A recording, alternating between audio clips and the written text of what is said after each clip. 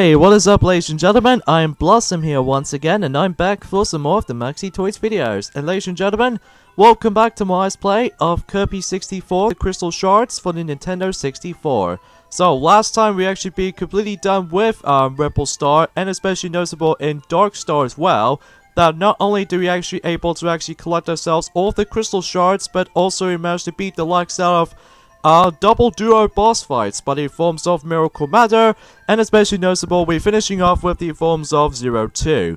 And every single part about Ripple Star is fully saved, and everything else will be just as recitable, and we'll never see the likes of Dark Matter ever again, even though everything else will be doubly checked. So today for this episode here folks, or in this case for this specific last video of the forms of Kirby 64 the Crystal Shards, is the extra video of this game. It's the fact that, first off, I'd like to point out that, yes, Ripple Star has been now fully restored, as you can see right there. It doesn't have, like, a covered in, you know, Dark Matter's, schemes around here. So, especially noticeable with that, Dark Star has now appeared in the actual world map. Yeah, if you couldn't tell already, I'm playing this on the Nintendo Wii's Virtual Console version, by the way. So, if you even don't know, that makes it a little bit obvious with this little scenarios as far as the actual quality of this is concerned. So anyways though, the main focus of the extras is the extra stuff of how this game offers to be, which we have the mini games, enemy info briefly, theater mode, sound check, boss battles, and some settings, and in addition to the second ending, buddy forms of the bad ending. In fact, I'll show off the bad ending when we get into the final point of this video, but even then, first off, we'd like to show off these little settings right there that normally actually changed either these two sound you know, options like stereo or mono. Especially noticeable, you can also change your display options, which even though there are 5 of them in total, which you occasionally saw those in during the likes of the actual Let's Play of the actual main playthrough of the particular game itself. But anyways, enough about this little GB jabber. Let's go and get started by the forms of the minigames. So there are 3 of them in total, so even though we'll actually showcase off all 3 of them all in a chronological order. So even though that, let's start things off with the forms of the first minigame in the lineup, and that's the forms of 100-yard hop. It's a race to the finish. To win, give it your best hop. So basically, you can actually play this up to 4 players, whatever you wanted to, because even though, because this is on the Nintendo Wii's Virtual Console version, similar to the ones in Mario Kart 64 and especially Mario Party 2. 4 of those players have already shown up right there, or else unlike the original physical cartridge version, you always show off 1 player mode because you only have like 1 controller with you. But if you want to play multiplayer with anyone else, then by all means you can able to play against each other. So anyways though, so you can actually select up to 4 playable characters right there, but in forms of obviously Kirby, and of course we got Waddle Dee, and King Dedede, and of course Andalion. So let's get this thing started by the forms of the easier difficulty, and the controls in order to actually play through 100-yard hop is pretty simple. Press B to able to actually hop 1 space, and then press A to hop, rather, 2 spaces. So even though that you should able to actually just get along with the forms of this particular race as far as I'm aware. So yeah, this particular objective is very simple with this minigame. What it is basically we need to race against with someone else in order to actually reach to the 100-yard hop contest. And then if whoever wins the race, then you would able to move on to the next level, in this case the next difficulty. Now, there are 4 different difficulties you can able to actually play through some of these minigames, but in forms of, well, normally you start things off on easy mode, but as you progress, in order to actually just unlock more difficulties, be sure to actually claim first place in every single victory, because if you manage to claim second or lower, you're probably not going to be able to unlock any of the difficulties unless if you're able to become master at it. So even though that, I will admit though, here and now until when we get to the later difficulties, there were a few times I'm going to be generally going to be able to get screwed over at some point or another, which you'll see why until when we get into harder difficulties and all that stuff. But easy mode is just a piece of cake. But even then, that's as far as the actual memory is concerned with this particular minigames goes. That's all I can say about this. And now let's move on to the let's switch over to King Dedede now, in the forms of the normal difficulty. So, and every now and then, whenever you get to the later difficulties for this specific minigame, chances are they actually now added in tons of obstacles in your way. But in forms of, well, in the easy difficulty, you start things off, well, just trying to avoid puddles. But every now and then there are rare occasions where you're gonna have to avoid the frogs, because the frogs will attempt to slip you up also. And especially noticeable that we've now actually introduced ourselves the forms of, well, obviously banana peels, which even though you must avoid them, just in case you don't able to slip up right there. But normally it's mainly because of the fact that, well, if you manage to get onto those little specific obstacles right there, you'll lose about a few seconds to get back up. I'm assuming you only lose about a second to react. So, there we go. We've managed to win that by 1 second out of Adeline right there. Most notably, the the recolored variation of the forms of Adeline. So, every time you win a minigame, you get yourselves a free point. If you want to able to actually win those desperately. So now let's move on to the harder difficulty in the forms of, let's just select Waddle Dee for this level. And we actually come across into King DDD and 2 colors of Kirby. So that's pretty much it for the most part though. And now we're actually going to be introducing to ourselves this little floor traps, which if you manage to land on those, it also slows you down, which even then, as you can tell right there were a few times though in this particular minigame that I generally got screwed over just about a few emphasis, like right here, like I pressed the wrong buttons. And then in here, I don't know why I keep on thinking about the actual, well, you can't take your time either, because even then, the computer opponents were able to actually get progressively difficult right there, especially noticeable that, oh, stupid banana peel. Ah, damn you. Damn you, banana peel. This isn't right. This isn't right. This is so messed up. Ah, so close. Anyways, I might as well able to do this one last time. In fact, let's go ahead and just select Waddle Dee again and just try that way. That doesn't only the fact that it did manage to change the difficulty slightly, but in forms of the actual, obstacles in here and there, but also because of the fact that and also the computer opponents might get a little bit slightly tougher. But it's also the environment's change, which even then though, that, you can definitely tell why when we actually get into the second minigame. I might actually not going to go, for every single perfects in this particular, every difficulties in some minigames, because again, there are a few times I generally go screwed over for these little SSS like this, like, I pressed the wrong button and etc. and like that. But I don't know why I managed to able to actually save that, right? And I was 1 second away from Adeline's pink variation, which even I know it might be very, very, very difficult to actually win this during the likes of the hard mode. And then, yeah, that's what I can say about this, yeah. And then I did not meant to accidentally just quit right there. So now let's move on to, the second minigame in the lineup. Now, this particular minigame is, it's called Bumper Chop Bump. Basically, what we have to do is basically we need to collect as many fruits as possible, or in this case, this little food supplies from the up in the tree, and then whoever gets the most, whoever wins the minigame. So that's pretty obvious. And in order to actually deal with controls in this minigame, it's pretty simple. We need to maneuver either those 4 characters with the forms of the control stick or the D-pad, because, just like the ones in Pokemon Stadium 1 and 2, that, you can able to actually use the directional pad in the 2D plane, which I found was kind of cool looking. But even then, it's one of those Nintendo 64 games. There are rare occasions where you're able to use the directional pads nowadays. Especially noticeable that the forms of how the fact that, Nintendo 64 games always utilize the analog stick controls, which even I know that is entirely functional. So anyways, in order to actually maneuver around is to obviously use the either the control stick or the directional pad, what control scheme you want to deal with. And especially noticeable, you can press the A button to be able to actually bump into one of those opponents. Especially noticeable if you want to get those fruits, especially with the food supplies to ballet, then you can able to actually shuffle over between the other opponents or etc. Which to me, it feels like a little bit more of a multitasking, but even then though, that's not much anything else multitasking though. I'm gonna have to say this much until now. I will admit though right away though is that this minigame might take a little bit forever than the likes of 100-yard hop, I will admit though. But nonetheless though, it's pretty still alright as it is. So even then though, that this might be one of the, I don't know, one of the more tougher minigames to deal with right there, because there are some plenty of times though, I might as well able to actually, waste my opportunity to able to actually waste all of the foods I need to gather. But even though that you can't able to actually pick up the actual through from the ground, because if it touches through the ground, then you're pretty much going to be able to be done for by the forms of these points amounts. So now let's move on to Waddle Dee in the forms of normal difficulty. So as you can see right there, the entire environment, alongside with the computer opponents, will start to able to get a lot stronger. In fact, we're actually going to be competing against with 3 other lines. Jeez, what were they thinking? Was this like a copy machine or etc.? Oh wait, I'm making this a terrible reference to that awful thing right there, but in forms of well, I'm not going to explain anything about it, but anyways though.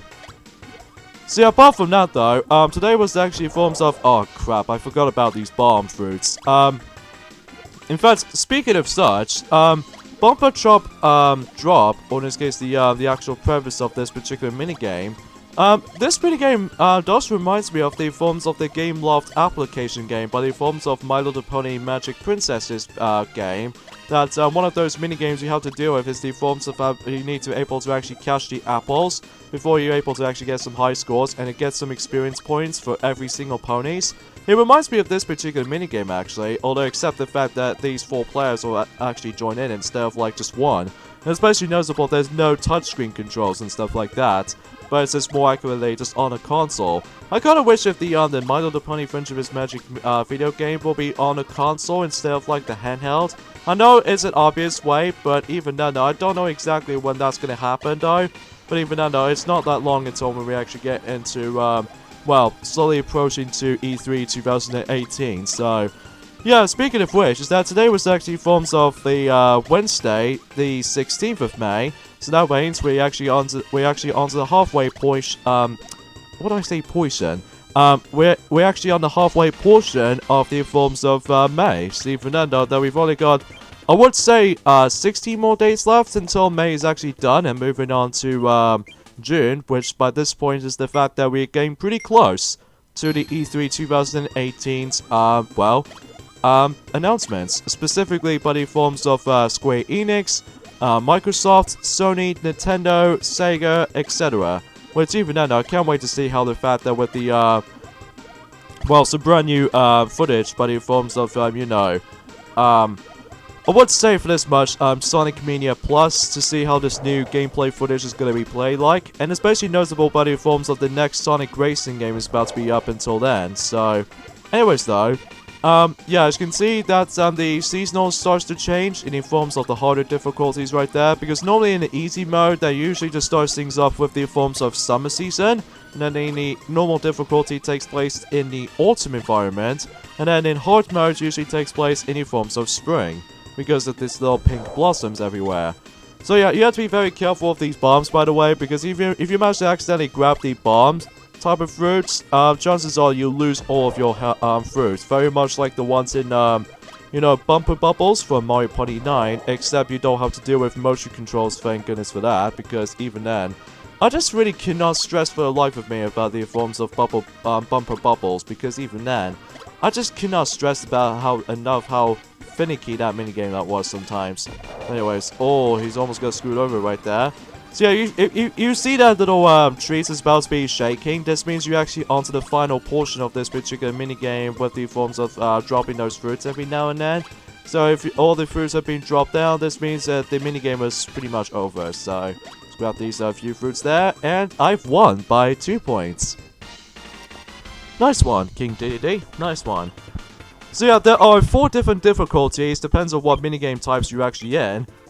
There are obviously easy mode, normal, hard, and finally intense mode. Now intense is a crapshoot because I did not expect it that computer opponents are actually really pure expert at this, because even then though, they always know what they're doing. And especially noticeable how the fact that they've always known the actual pattern of this for so long, even for the actual portion of the entirety of the pattern, and basically for pretty much everything that informs of why the computer opponents is so much more tougher than it used to be. But normally as far as I can see how this will turn out.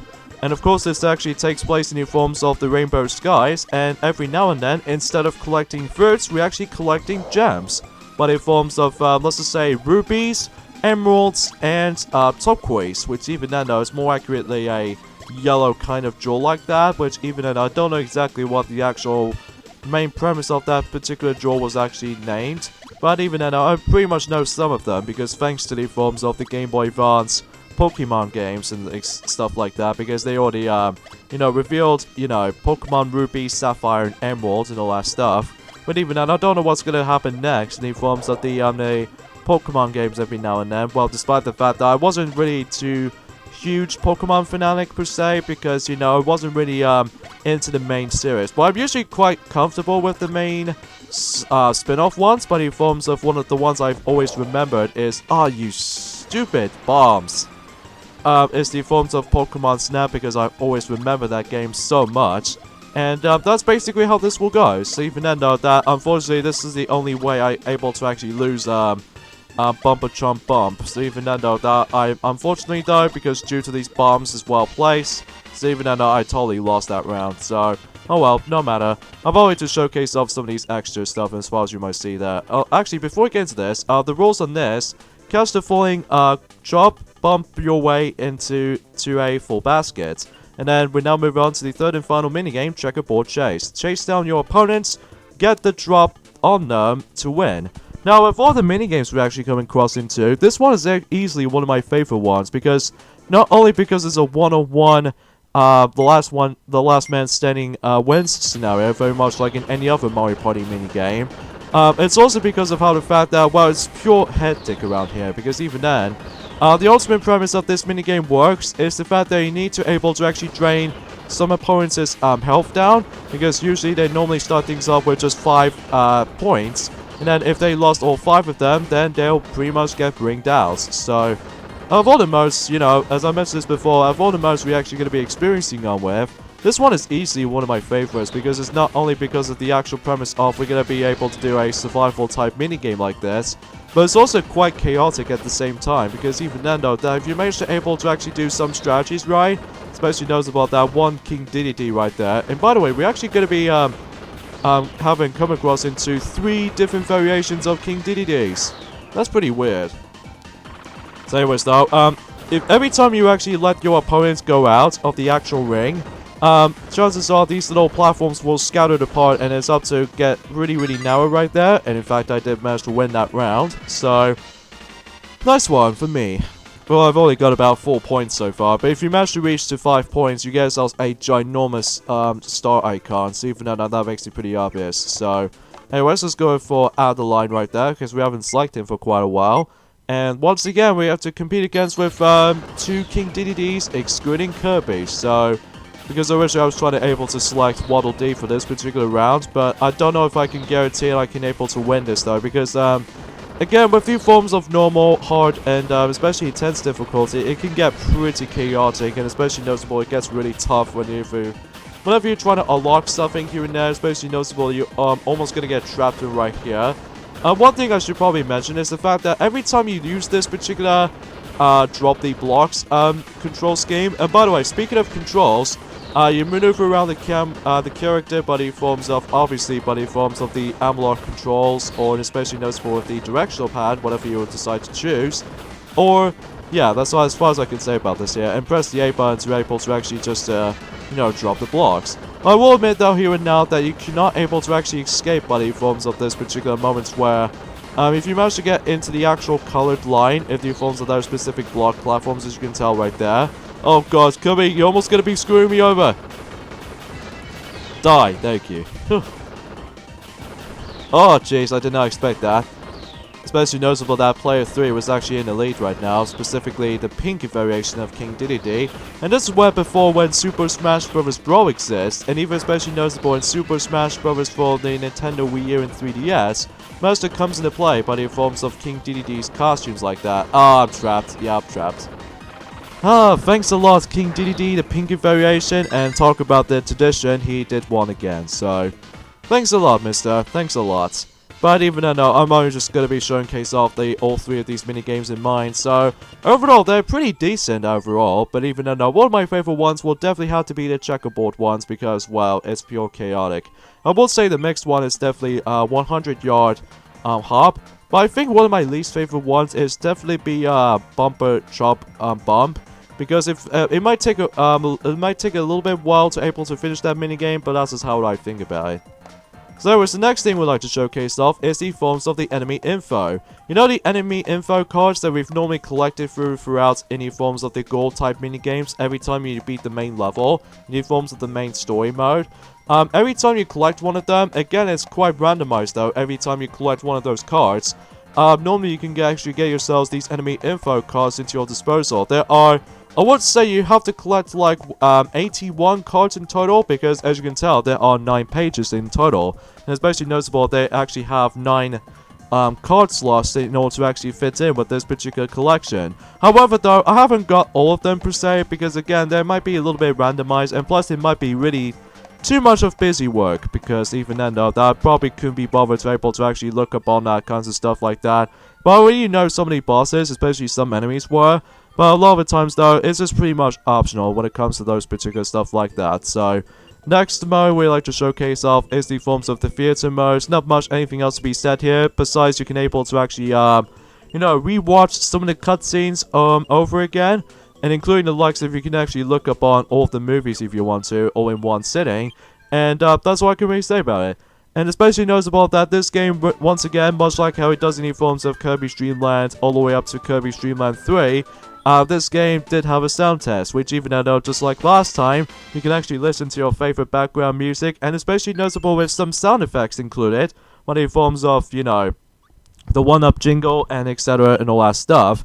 What I found was kind of odd though is the fact that this game doesn't introduce ourselves the Kirby's Victory Dance theme, which even then though, that's only because of how the fact with the I don't know about that, but I digress. And now let's move on to the third and of, well, the I would say the 6th and of final options menu. As you can see right there, we're actually going to be in on to boss battles.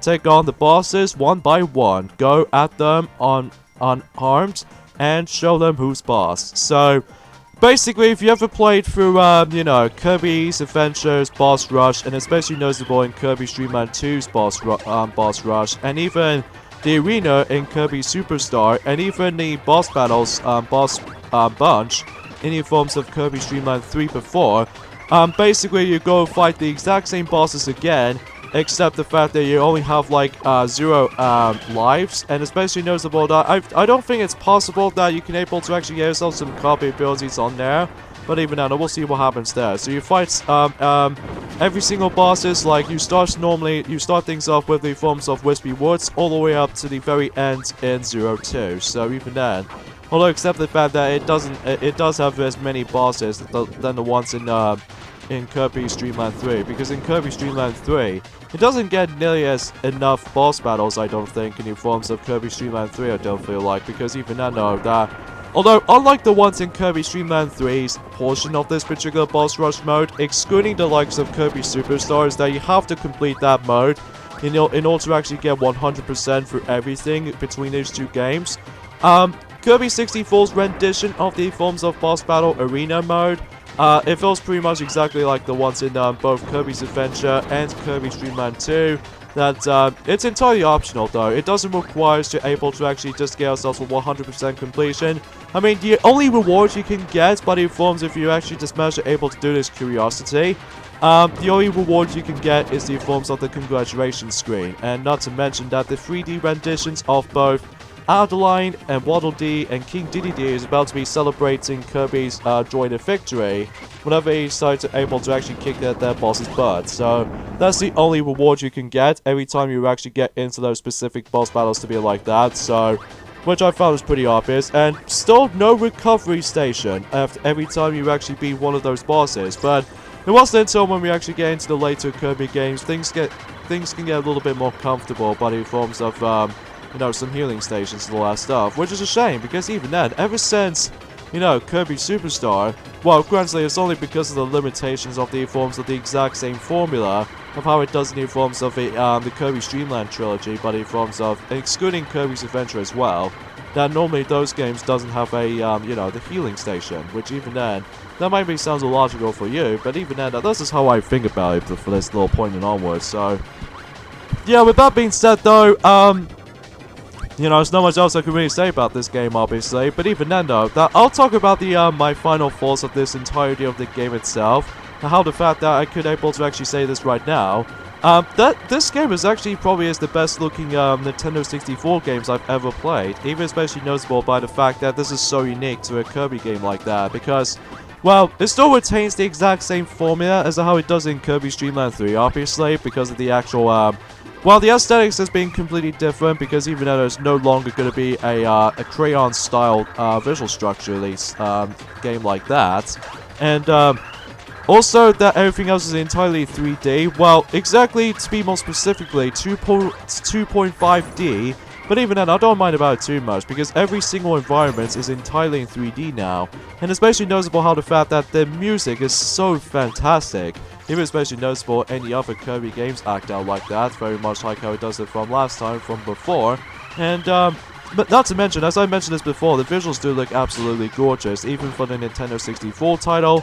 But sure, it might be a little bit dated now because of how the fact that we're moving on to the different generations and all that stuff. Most notably, Nintendo GameCube, Nintendo Wii, Nintendo Wii U, and recently Nintendo Switch, which even then, that makes it pretty obvious with this little scenarios and onwards, so... as far as, aside from now, for the actual point of the boss battles endurance run, the only point I've actually got into, it was actually in forms of this guy here, but in forms of Arcro. That, normally I found it to be a kind of a pain in the bum to deal with this time around though, because, again, you don't have your Kirby abilities to your disposal this time around though. This means you do have to give yourselves a chance to able to actually just, once again, much like the ones in Kirby's Dream Land 3, is that you need to actually reflect the projectile right back at him. Same applies to how it does it in your forms of, sweet stuff in your forms of Kirby's Dream Land 2, which it might be the exact same issue I feel like, so even then though, yeah. Because I could normally try to deal with this guy, but he forms of the Kirby ability so easily, but a lot of times though, I keep on getting screwed over by the forms of the random attack patterns, as you can tell right there. Especially noticeable that I keep on getting hit by him most of the time right there. And aside from that though, yeah, I found the story in this game to be twice as simple as it used to be. I mean, sure, it's the conclusion to the forms of the Dark Matter trilogy, so even though it makes it a little bit more interesting to say the least, even though this time around though, King Dedede doesn't cause nearly as much trouble compared to the likes of Kirby's Dream Land 3 and all that stuff, although he got possessed by Dark Matter 3 times in the actual franchise. But even then, that's as far as I can really say about this here, and especially noticeable how the fact that, well, I've already mentioned this before, that the music in this game looked absolutely beautiful to listen to, especially noticeable in the forms of, you know, the second level in the pop star level, because it always reminds me like a Paper Mario The Thousand Year Door vibe, in the forms of, you know, Chapter 2. So even now, that's as far as memories goes, that's all I can really say about the actual overall aesthetics about this game. I mean, the controls there, it might actually work just as welcome as it used to be, but then again, that it might take a while to get used to, but even then, yeah, this is the only point I've actually got into, but in forms of the boss battles department, so it's hopeless. Yeah, it's hopeless indeed. Yeah, because of that, though, it's really hard to able to actually aim that, acro for that specific, projectile launching back at him, so even then, that's the only difficult part I feel like in the forms of the boss battles department in this game, which even then, again, is entirely optional, though. So anyways, the final thing we're going to be showcase off in the forms of the extra stuff of how this game offers is the forms of, well, just like the ones in Kirby's Dream Land 2, especially noticeable in Kirby's Dream Land 3, this game introduces the two different endings. Now, we've already come across into the best ending of the game, that we've already collected all the crystals. Well, this is what happens if you do not collect all the crystals in the game, which actually leads you to the bad ending of the game, which you can definitely see why in just a moment.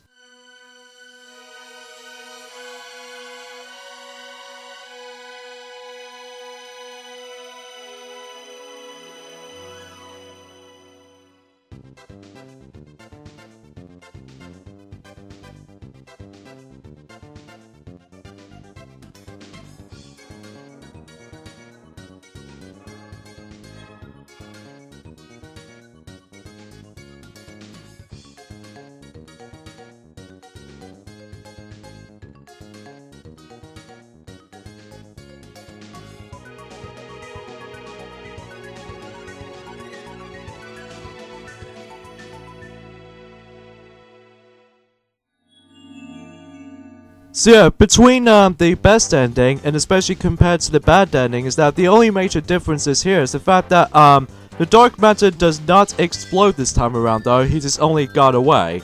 And especially noticeable in this particular credit sequence is the fact that every single image, as you can see right there, is all completely hand-drawn instead of like colored. So even then though, that's the only major differences here. And also second of all is the fact that Ribbon's mother is still being possessed by the forms of dark matter. So even then though, that's well, you might be thinking that the yay, Ripple Star is saved, right?